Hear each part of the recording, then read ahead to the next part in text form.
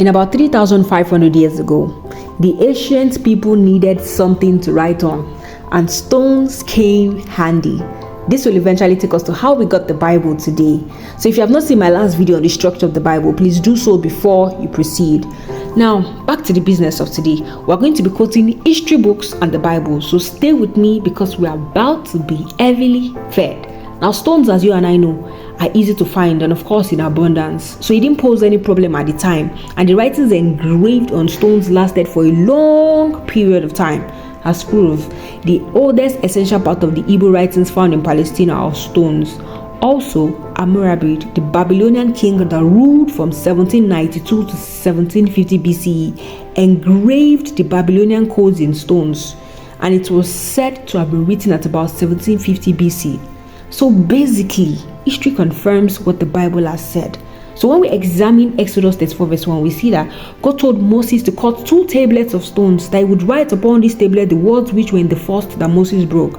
Now after that, God spoke to Moses about the laws that was going to give to the Israelites. Then up to verse 27 of that chapter 34 of Exodus, God told Moses to write down the words he said. And if you look at verse 28 of that same chapter, we can confirm that Moses was with the Lord for 40 days and 40 nights without food or drink, and he wrote upon the tablet the words of the covenant.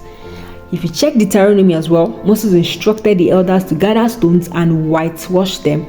So this proves that some portion of the Old Testament were actually written on stones, which in turn further debunks the idea some biblical scholars have that writing did not exist until centuries after the time of Moses.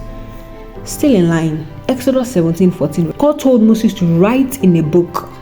So we could go on and on to prove that writing existed and that Moses himself was a writer and that the ancient people wrote on stones.